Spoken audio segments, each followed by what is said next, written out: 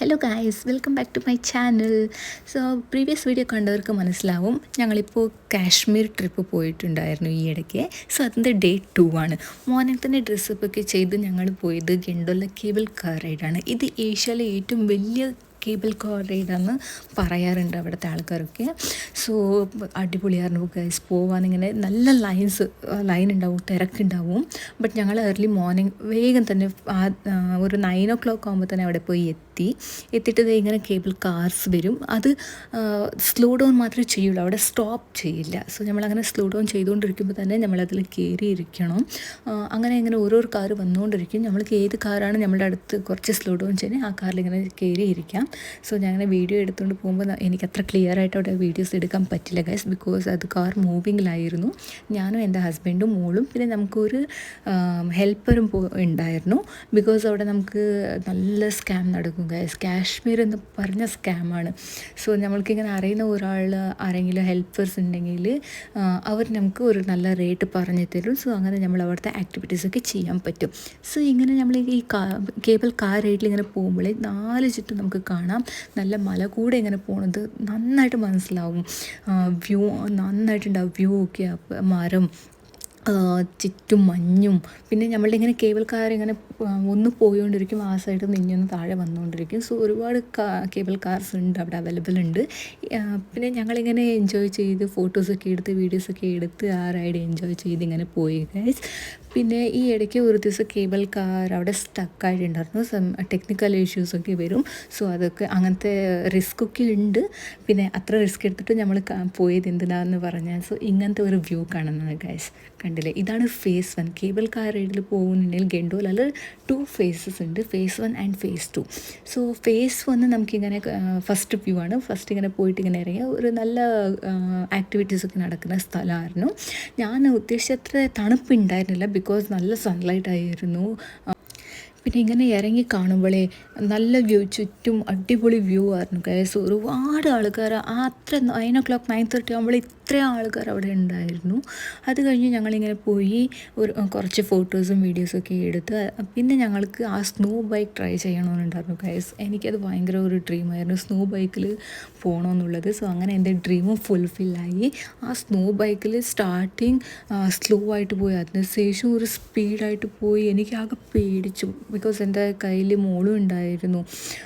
But ഞാനാ പേടിച്ചു. എൻ്റെ മോള് നന്നായിട്ട് എൻജോയ് ചെയ്തുകൊണ്ടായിരുന്നു. വ്യൂ കണ്ടോ ഗൈസ് ഇങ്ങനെ. പിന്നെ ഞാനും മോൾ അവിടെ ഇറങ്ങി കുറച്ചൊക്കെ കളിച്ച് എൻ്റെ മോളിൽ സ്നോ കയ്യിൽ തൊടാൻ കുറച്ച് ബുദ്ധിമുട്ടൊക്കെ ഉണ്ടായിരുന്നു.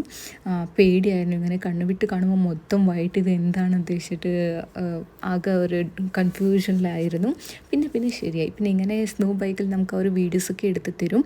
ഈ സ്നോ ബൈക്കിന് നമുക്ക് അവർ മേടിച്ചത് 2000 rupees പെർ ഹെഡ്. 2000 rupees. എനിക്ക് 2000, എൻ്റെ ഹസ്ബൻഡിന് 2000. സോ അങ്ങനെ 4000 കോസ്റ്റ് ആയത്. ഒരുപാട് സ്കാം നടക്കുന്നുണ്ട് ഗൈസ്. ഇപ്പോൾ ഞങ്ങൾ ആരും ഇല്ലാണ്ട്, ഹെൽപ്പേഴ്സ് ആരും ഇല്ലാണ്ട് വന്നതെങ്കിൽ അവർ സ്റ്റാർട്ടിങ് അവിടെ ഞാൻ കേട്ടതാണ് അടുത്തുള്ള ഒരാൾക്ക് 3000 ചാർജ് ചെയ്യുന്നത്. 3000, 3500 ഒക്കെ. സോ അങ്ങനെ അവിടെ പോകുമ്പോൾ നമുക്ക് നന്നായിട്ട് അറിയുന്ന ഒരു ഹെൽപ്പറോ അല്ലെങ്കിൽ ഒരു ഗൈഡോ ആരെങ്കിലും ഒന്ന് വെച്ചിട്ട് പോകുന്നതാണ് നല്ലത്. പിന്നെ phase 2 നമുക്ക് അത്ര പോകാൻ പറ്റില്ല, ബിക്കോസ് അവിടെ ഓക്സിജൻ ലെവൽ കുറവായിരിക്കും. അതെൻ്റെ മോള് കുഞ്ഞായതുകൊണ്ട് ഞങ്ങൾ അവിടെ പോയില്ല. പിന്നെ അങ്ങനെ സ്നോ റൈഡൊക്കെ കഴിഞ്ഞ് സ്നോ ബൈക്കിൽ റൈഡൊക്കെ കഴിഞ്ഞ് ഞങ്ങൾ വന്നിട്ട് അവിടെയൊക്കെ കോഫിയൊക്കെ കുടിച്ച് പിന്നെ ഇങ്ങനെ വന്ന് എനിക്ക് കുറച്ച് വീഡിയോസൊക്കെ എടുക്കാനുണ്ടായിരുന്നു. അങ്ങനെ വീഡിയോസൊക്കെ ചെയ്തു. പിന്നെ അവിടുത്തെ വെയിൽ നന്നായിട്ട് ഷാർപ്പ് വെയിലായിരുന്നു ഗൈസ്. നമുക്ക് ഇങ്ങനെ ഗോഗിൾസ് ഇല്ലാണ്ട് നമുക്ക് ഇങ്ങനെ നോക്കാൻ പറ്റില്ല. എൻ്റെ മോൾക്ക് ഇടാൻ സമ്മതിക്കുന്നുണ്ടായിരുന്നില്ല, അതുകൊണ്ട് ഒരുപാട് കരച്ചിലായിരുന്നു. പിന്നെ മോളിനെ ഇങ്ങനെ കളിപ്പിച്ചിട്ടും ഞങ്ങളിങ്ങനെ ഇറങ്ങുമായിരുന്നു. ബട്ട് അവിടെ നല്ല സ്ലിപ്പറി ആയിരുന്നു, സൺലൈറ്റ് ഉള്ളത് കൊണ്ട് നല്ല സ്ലിപ്പറി ആയിരുന്നു. ഈ ടെമ്പറേച്ചറും പ്ലസ്സും മൈനസും ആയിട്ട് പോകുമ്പോഴേ ആ സ്നോ ഫ്രഷ് ആയിട്ടുണ്ടാവില്ല, നടന്നിട്ട് അത് മെൽറ്റ് ആവാൻ തുടങ്ങും. സോ അപ്പോൾ നമുക്ക് നല്ല സ്ലിപ്പറി ആയിരിക്കും. അങ്ങനെ ഞങ്ങൾ വീഴാനൊക്കെ പോയി. പിന്നെ അതൊക്കെ കഴിഞ്ഞ് എന്നാലും അവിടെ ഇരുന്ന് നന്നായിട്ട് ടൈം സ്പെൻഡ് ചെയ്ത് പിന്നെ ഞങ്ങൾ തിരിച്ച് വന്നു ഗൈസ്. തിരിച്ച് സെയിം അങ്ങനെ തന്നെ കേബിൾ കാർ ഇങ്ങനെ വരും, ആ കാറിൽ തന്നെ കയറിയിട്ട് ഞങ്ങളങ്ങനെ തിരിച്ച് താഴെ വരികയാണ്. ഞങ്ങളിങ്ങനെ പോയത് മോർണിംഗ് 9 o'clock ആയിരുന്നു. തിരിച്ച് ഞങ്ങൾ എത്തിയപ്പോൾ അവിടുത്തെ ക്യൂ ആണ് ഗൈസ് ഇത്. അവിടെ സ്റ്റാർട്ടിങ് റോട്ടിൽ നിന്നാണ് ക്യൂ തുടങ്ങിയത്. ഇത്രയും ദൂരം ക്യൂ. സോ ഇവർക്ക് ആൾമോസ്റ്റ് ഇന്ന് ഈവനിങ് വരയ്ക്കും സമയമെടുക്കും. അതുകൊണ്ട് ആരൊക്കെ ഗണ്ടോല കേബിൾ കാർ എഴുതുന്ന പോകണമെന്നുണ്ടോ അവർ ഏർലി മോർണിംഗ് 9 o'clock ബിഫോർ 9 അവിടെ റീച്ച് ആയെങ്കിൽ നമുക്ക് അത്ര ക്രൗഡൊന്നും ഇല്ലാണ്ട് വേഗം പോയിട്ട് വരാൻ പറ്റും. സോ പിന്നെ ഞങ്ങൾ സൈറ്റ് സീയിങ്ങിന് വേണ്ടിയിട്ട് ഇറങ്ങി ഈവനിങ് ആകുമ്പോൾ. ഇങ്ങനെ പോയി നല്ല വ്യൂസ് ഉണ്ടായിരുന്നു അടുത്തൊക്കെ. പിന്നെ ഞങ്ങളവിടെ സ്റ്റോപ്പ് ചെയ്ത് നല്ല വ്യൂസൊക്കെ കാണുമ്പോൾ അവിടെ തന്നെ സ്റ്റോപ്പ് ചെയ്തിട്ട് കുറച്ച് വീഡിയോസും ഫോട്ടോസൊക്കെ എടുത്തു. പിന്നെ ഞങ്ങൾ പോയത് ഒരു മ്യൂസിയത്തിലേക്കാണ്. മ്യൂസിയത്തിലേക്ക് പോകുന്നെങ്കിൽ ഒരു ടിക്കറ്റ് കൗണ്ടേഴ്സൊക്കെ ഉണ്ട്. ടിക്കറ്റൊക്കെ എടുത്തിട്ട് വേണം അവിടെ മ്യൂസിയമിലോട്ട് പോകാൻ. സോ എൻ്റെ ഹസ്ബൻഡ് ടിക്കറ്റൊക്കെ എടുത്ത് വരുമ്പോൾ ഞങ്ങളിങ്ങനെ നിന്ന് കുറച്ച് ഫോട്ടോസും വീഡിയോസൊക്കെ എടുത്ത് പിന്നെ ആ മ്യൂസിയത്തിൻ്റെ ഉള്ളിലോട്ട് പോയി ഗൈസ്. അവിടെ വാറൊക്കെ നടന്നതും അതിൻ്റെ ഡേറ്റും ഡീറ്റെയിൽസും എവ്രിത്തിങ് ഈ മ്യൂസിയമിൽ നമുക്ക് കാണാൻ പറ്റും.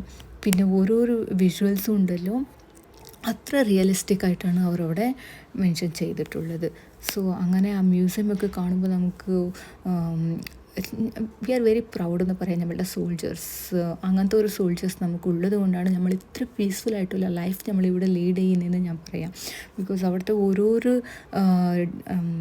യുദ്ധം നടന്നതും അതിൻ്റെ റീസണും എത്രയൊക്കെ ഡെത്തായി എന്തൊക്കെ സംഭവിച്ചു എന്നുള്ള കാര്യം, പിന്നെ എല്ലാം കാശ്മീർക്ക് റിലേറ്റഡ് ആയിട്ടുള്ള യുദ്ധങ്ങളും അതിൻ്റെ ഹിസ്റ്ററിയും എങ്ങനെ ഉണ്ടായതാണ് എല്ലാം അവിടെ കൊടുത്തിട്ടുണ്ട്.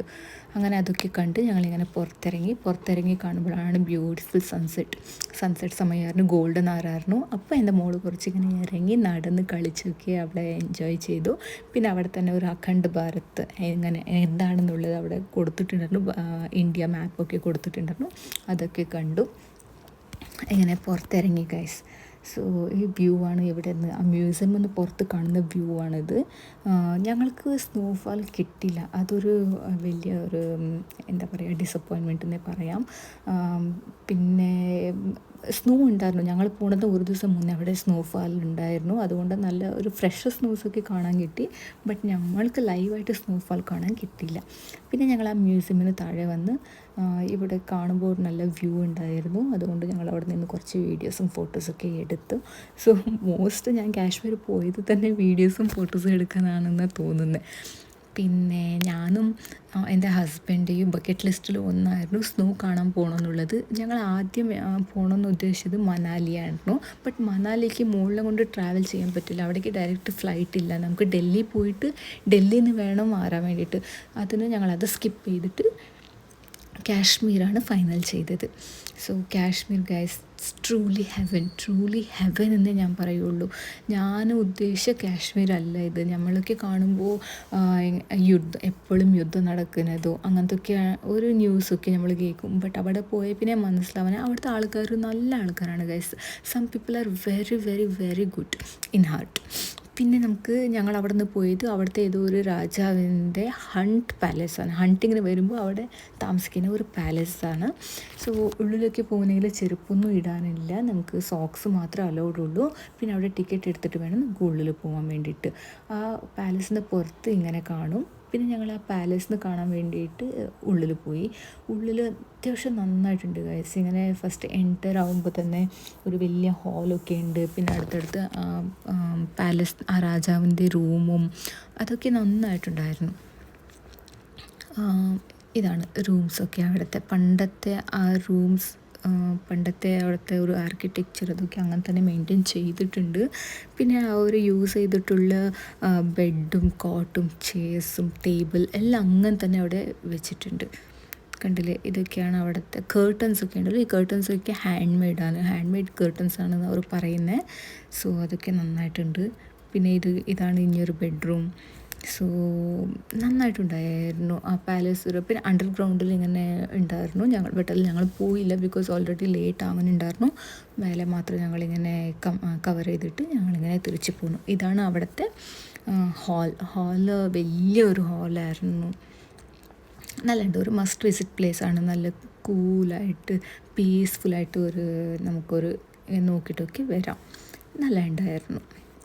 അത് കഴിഞ്ഞിട്ട് ഞങ്ങൾക്ക് പിന്നെ ലേറ്റ് ആവുന്നുണ്ടാവും, തണുപ്പ് നന്നായിട്ട് കൂടുന്നുണ്ടായിരുന്നു.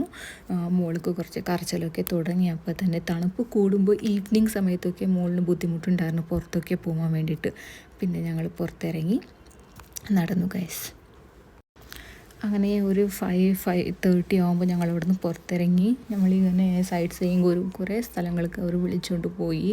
ആർമി ആൾക്കാരൊക്കെ മീൻസ് നമ്മളുടെ സോൾജേഴ്സൊക്കെ ട്രെയിനിങ് എടുക്കുന്ന സെൻറ്റർ പിന്നെ അതൊക്കെ അവിടെ ഉണ്ടായിരുന്നു. ബട്ട് അവിടെ ഞങ്ങൾക്ക് ഉള്ളിൽ പോകാനുള്ള പെർമിഷൻസ് ഉണ്ടാവില്ല.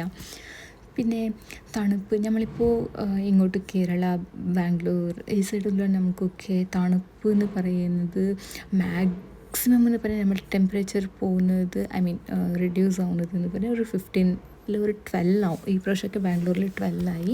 ബട്ട് ഇങ്ങനെ ഞാൻ മൈനസൊക്കെ ഞാൻ എക്സ്പീരിയൻസ് ചെയ്തിട്ടേ ഇല്ല. എനിക്കത് കാശ്മീർ പോയപ്പോൾ ആ മൈനസ് ടെമ്പറേച്ചറിൽ ഭയങ്കര ബുദ്ധിമുട്ടായിരുന്നു ഗൈസ്. ബട്ട് അവിടെ പ്രോപ്പർ പ്ലാനിങ് ഇല്ലാണ്ട് നമ്മൾക്ക് കുഞ്ഞിനൊക്കെ കൊണ്ടുപോകുമ്പോഴേ നന്നായിട്ട് ബുദ്ധിമുട്ടുണ്ടാവും. സോ തെർമൽസ്, ബേസ് ലെയേഴ്സും ജാക്കറ്റ്സും കോട്ടും സ്നോ കോട്ട്, സ്നോ ബൂട്ട് ഇതൊക്കെ നമ്മൾ ഒന്നും മിസ് ചെയ്യാണ്ട് കൊണ്ടുപോകണം. അങ്ങനെ ഞങ്ങൾ ആ ട്രിപ്പ് പുറമൊക്കെ കറങ്ങിയിട്ട് അങ്ങനെ റൂമിൽ പോകാൻ തിരിച്ചെത്തി.